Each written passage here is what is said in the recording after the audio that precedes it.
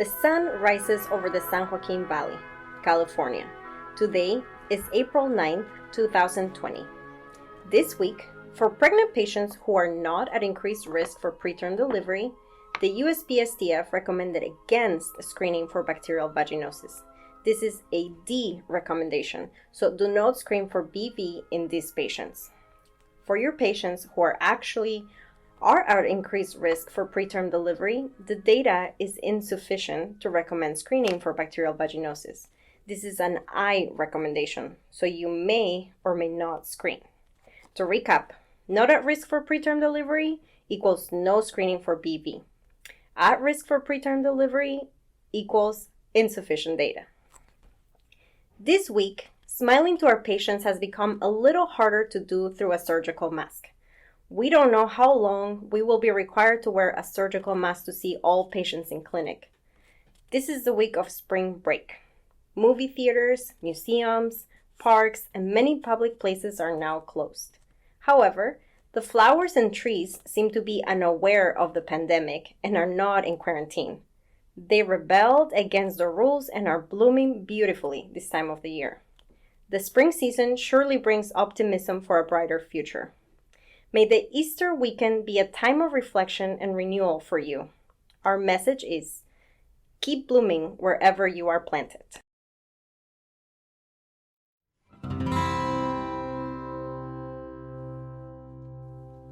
Welcome to Rio Bravo Q Week, the podcast of the Rio Bravo Family Medicine Residency Program, recorded weekly from Bakersfield, California, the land where growing is happening everywhere. The Rio Bravo Family Medicine Residency Program trains residents and students to prevent illnesses and bring health and hope to our community. Our mission is to seek, teach, and serve. Sponsored by Clinica Sierra Vista, we are providing compassionate and affordable care to patients throughout Kern and Fresno counties since 1971.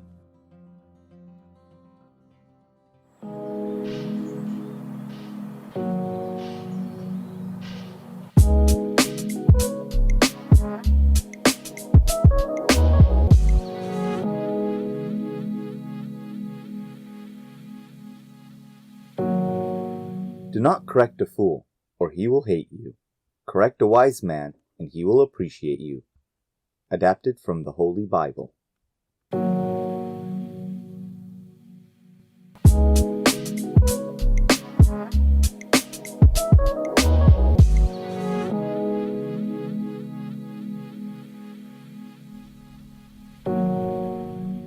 Correction, or how we like calling it in education, feedback, is a good tool to get trained as residents. You, as resident, can decide how you will take that feedback. Will you take it as an offense? Will you make a plan to correct the mistake instead? I'll let you think about it. Dr. Manny, or Dr. Manuel too, is here with us. He's a talented man who is a great asset for our residency program. He has brought an interesting topic to the table today, and I'm excited to receive him today. Dr. Tu is known by his friends and colleagues as Manny. Please feel at home, relax, move your neck. Welcome, Dr. Tu. As you know, we ask 5 questions in this podcast, and we're going to start with question number 1. Dr. Tu, tell us who you are. Hello everybody, my name is Dr. Manuel Tu Jr. and presently I am a first year family medicine resident here in Bakersfield, California. I was born and raised in the Philippines, finished my bachelor's degree in nursing from Perpetual Hope College of Manila, and graduated in medicine from the University of the City of Manila in the Philippines. And Manny said that he talks very loud, and I agree with that. Dr. Tu, he worked in Clinica Sierra Vista before he became a resident. He did a fantastic job with the clinic. So my question number 2 is the main part of this podcast, and it's tell me, what do you learn this week, Dr. Tu? This week, I would like to tell you things about wound management. Specifically about the different types of wounds factors that inhibit wound healing, and the general principles on how to heal a wound. This is an excellent topic. I think we do not get a lot of training in medical school or residency about wounds in general.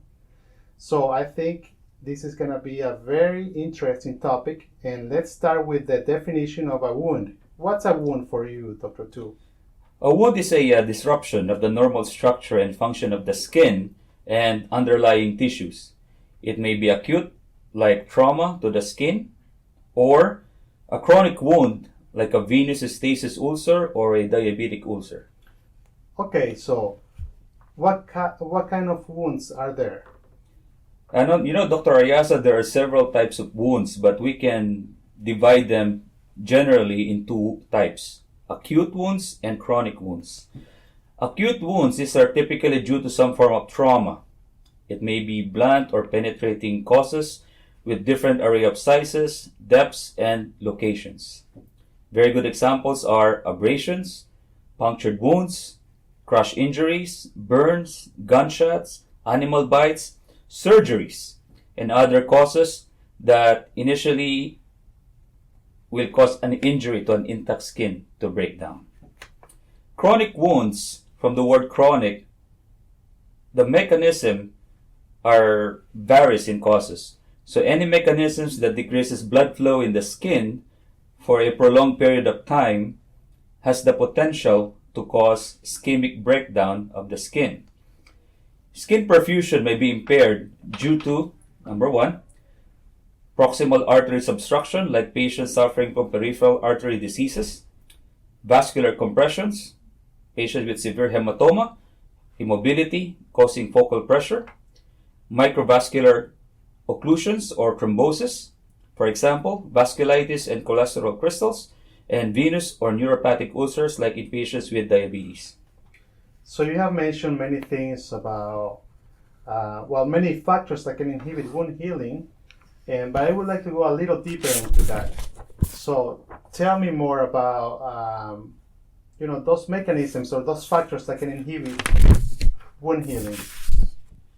Dr. Ayasa, there are different factors that inhibits or affects wound healing. Number one is infection. Bacterial infection produce multiple inflammatory mediators that inhibit wound healing. The inflammatory phase of wound healing is prolonged and disrupted if there is an infection, or if there is a depletion of the component of the complement cascade, a disruption of the clotting mechanisms, disordered leukocyte function, or less efficient angiogenesis or new blood vessel formation and formation of friable granulation tissues. New tissue growth cannot occur in the presence of inflammation or necrotic tissue, and the presence of necrotic tissue promotes bacterial proliferation. So we can tell that a wound that is infected has an unbalanced host-bacterial relationship. So because we cannot get rid of all the bacteria on the surface of a wound, but you can establish an equilibrium to promote wound healing. In 1980, Bucknell published an experiment with rats showing how the granulation tissue looks in an infected wound. It was very interesting because there is an increase in hydroxyproline, which is an amino acid that is in collagen.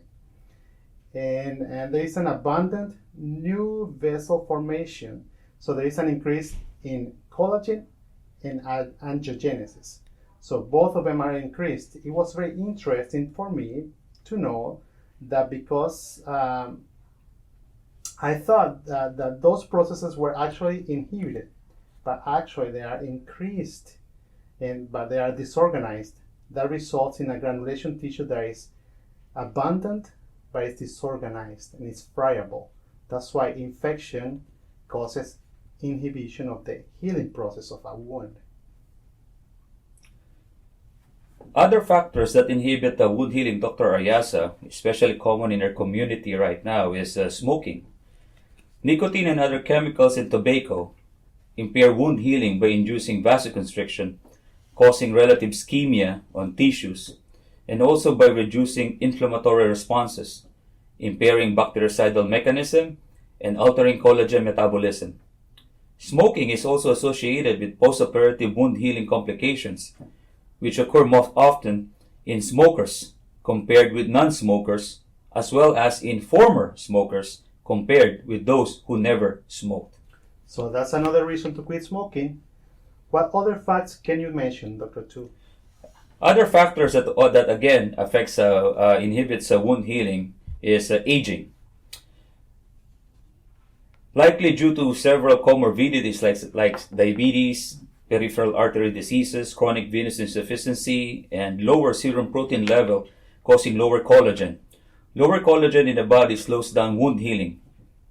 Very good example is what we known as, or what we call a Kennedy pressure ulcer. And where is that, Dr. Tu? Dr. Tu. Kennedy ulcer is a dark sore that develops rapidly during the final stages of a person's life. Not everyone experiences this type of ulcer in their final days and hours, but they are not uncommon. They are different from pressure sores or bed sores because they develop rapidly and they are typically located in the circled area, and most of the time they are necrotic. That's good to know, especially in our hospice patients. Tell me more about other factors that interfere with wound healing, Dr. Tu. Other factors include malnutrition. Patients who are suffering from malnutrition, most of the time we find them with hypoalbuminemia. They tend to be more prone to infection, and infection, as we said, affects wound healing. Prealbumin and albumin are not perfect markers of wound healing, but they are helpful, especially for patients with non-healing wounds. Another factor is patients who are suffering from diabetes mellitus, or simply known as diabetes in many, causes several factors that contribute to impaired wound healing, like decreased or impaired growth factor production, angiogenic responses, impaired macrophage function, impaired collagen accumulation, impaired quantity of granulation tissue, dysfunctional keratinocytes and fibroblast migration and proliferation, and also diabetes causes neuropathy and vasculopathy. Dr. Tu, you are opening a can of worms here. Diabetes is well known to slow down healing in general, but trying to explain the pathophysiology of slow wound healing in diabetes would take a whole lecture by itself. So, but it's well known and it's very common in our community, and we have seen it many times, and I agree with you, diabetes mellitus is a big problem. So, tell me more about other factors. Another factor that inhibits wound healing is obesity, which is quite common in our community here in Kern County.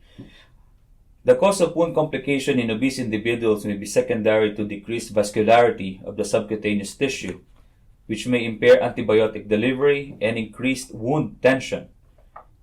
Poor skin circulation also makes obese individuals prone to pressure injury, which can be aggravated by difficulties in repositioning and increased shearing during movement.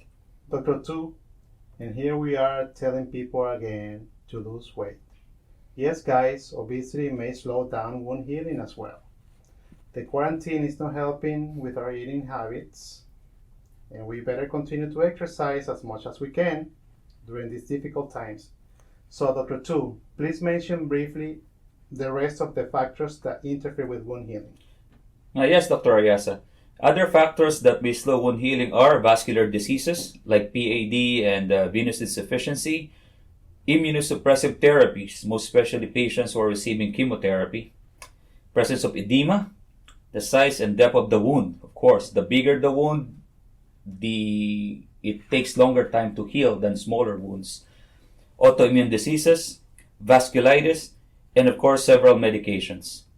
It is impossible to cover all the factors, but my message to resident is, when a wound is not healing, think about the most common factors interfering with healing and take them out of the way, mainly infection, smoking, diabetes, and malnutrition. Dr. Ariasa, I would like to talk about the different ways to heal wounds. Wound healings cannot happen until necrotic tissue is removed. Good, let's talk about it. One important way on removing necrotic tissue is what we call wound debridement. Wound debridement is the removal of non-diable tissues. concomitants, or foreign contaminants or foreign body to expose healthy wound bed to assist with wound healing.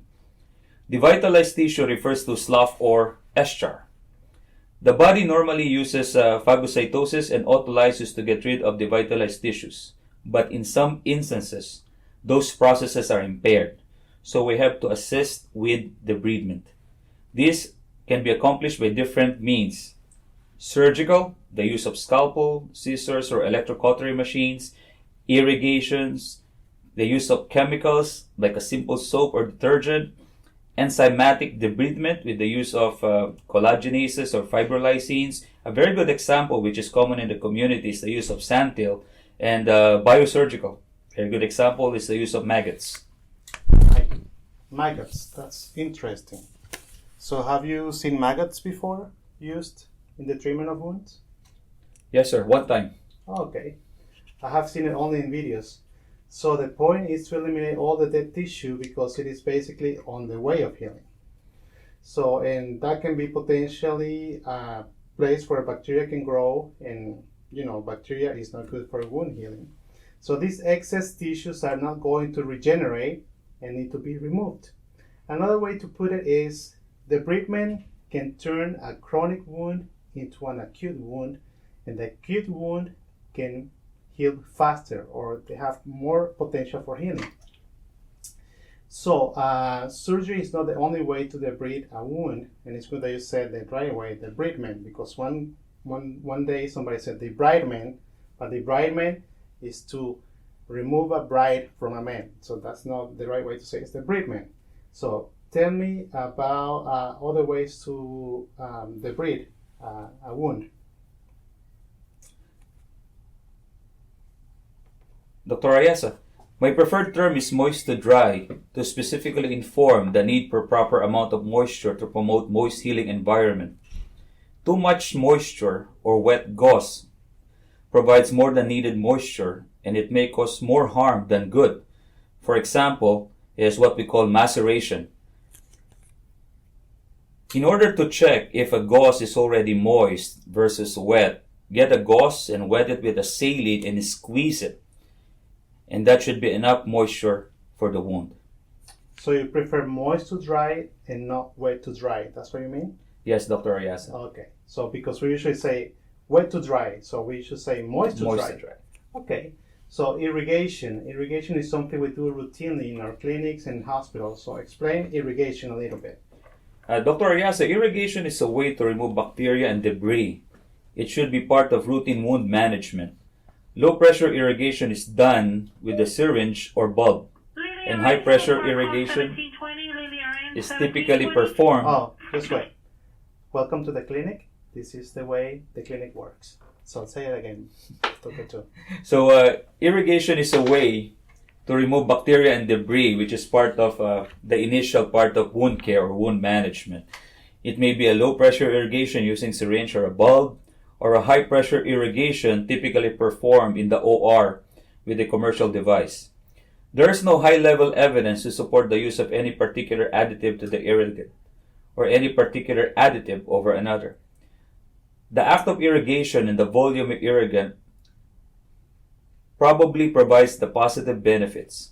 Warm isotonic saline is typically used. However, systematic reviews have found no significant differences in rate of infection for tap water compared with saline for wound cleansing. The addition of dilute iodine or other antiseptic solution, very good example common in the hospital and the clinic is the presence of chlorhexidine, hydrogen peroxide, is generally unnecessary. Such additives have minimal action against bacteria, and some, but not all, may impede wound healing. So you mean that saline is probably good, and even tap water is even just as good as saline? Yes, Dr. Ayasa. Saline and tap water, they are almost the same in terms of wound cleansing, but the old practice of using iodine is no longer recommended because it inhibits the formation or inhibits the promotion of wound healing. Oh, that's good to know. So wound care is a fascinating topic, Dr. Tu, and I understand that you have been involved in trainings in wound care for a while. please explain to us how we can get additional training in wound care. As residents, you can start by taking elective rotations on wound care, which I plan to do when on my second year. I already asked our program, or attend wound care trainings available for doctors, nurses, physical therapists, and other healthcare professionals. The process results in a wound care certification. But first, you need an unrestricted license as an MD or RN or other healthcare professions. You need first education and second experience before you can sit for the certification exam.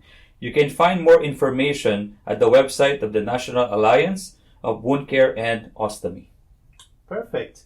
So, before we conclude that part, I just want to mention this that came to my mind right now. When I was in medical school, one of the surgeons told me that when you clean a wound, if the patient doesn't hate you, at the end of the process, after you clean the wound, if the patient doesn't hate you, that means that you haven't done your job. Is that true? Yeah, that's right, Dr. Ayasa. When I was a nurse with lots of experience with wound care, I always remind the patient that when I do your wound care, you will be angry with me because that's a proper way of doing wound care. Okay. Poor patients. Anyways, so this is our question number 3. Why is that knowledge important for you and your patients, Dr. Tu? Yeah. Healing wounds is very rewarding. This knowledge is important for me because I want to help my patients with acute and chronic wounds, which are really common in our community.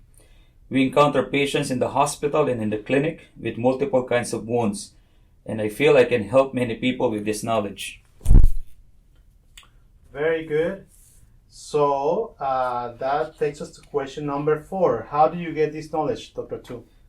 I got this knowledge from attending wound care trainings here in Kern County, from reading lecture notes and books, and from years of experience caring for patients with various and complex wounds. And where did that knowledge come from? The information I shared with you came from the books Skin and Wound Care by, I think it's Catherine Hess, published in 2012, Wound Care Guides, and of course, Up to Date. And you, Dr. Ayasa, also shared some information with me. Well, thank you so much for bringing this topic to the table today, Dr. Tu. We have enjoyed listening to your topic. And wound care is very important, guys. Remember to get a lot of training about this topic because we face a lot of these encounters and we don't get a lot of training. So make sure you read about it, make sure you practice about it, and remember to read the topics that are at the base of this script. You can download the script from our website.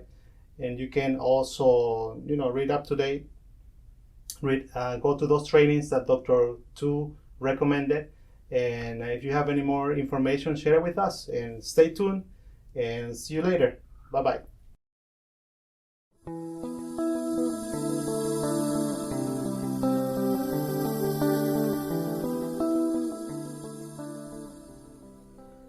Speaking Medical. The word of the day is proctalgia fugax. What is that? Well, it's a pain in the butt, literally. Proctalgia fugax is a functional anorectal disorder characterized by severe, intermittent episodes of rectal pain that are self-limited. In Latin, fugax means fleeting. Patients with proctalgia fugax have attacks of severe anorectal pain that last from seconds to minutes, with an average duration of 5 minutes. The patient with proctalgia fugax is completely asymptomatic between episodes. The diagnosis requires that all other causes of rectal or anal pain are excluded. Proctalgia fugax is estimated to affect 4 to 18% of the general population, but only about 20% of those affected actually report their symptoms to a physician. Proctalgia fugax usually affects those between 30 and 60 years of age and is more common among women. Some studies have suggested that the pain may be precipitated by stress, sitting, intercourse, defecation, or menstruation, life, but in many cases it's unknown. So there is a term for a temporary pain in the butt, And no, it's not your ex-boyfriend or ex-girlfriend. It's Proctalgia fugax.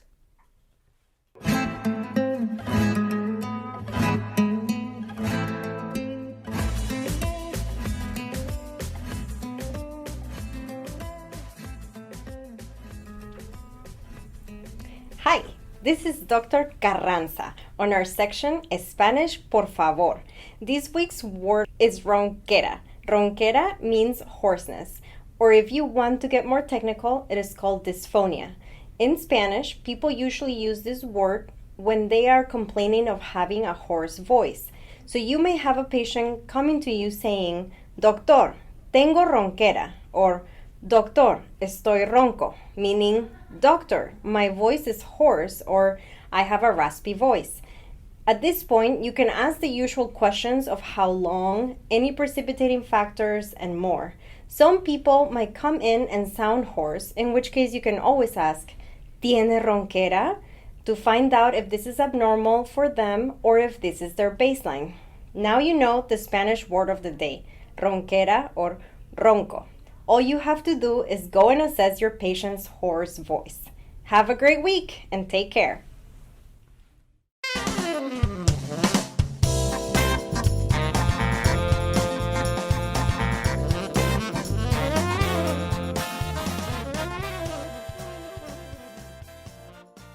Okay, this is Dr. McGill, and I will introduce the first joke of the day. So the first joke is, which type of jokes are allowed during the coronavirus? What are Inside jokes. Okay. Quarantine. Okay, and I have the second joke. This is Dr. Carranza. What do you call an acid with an attitude? Amino acid.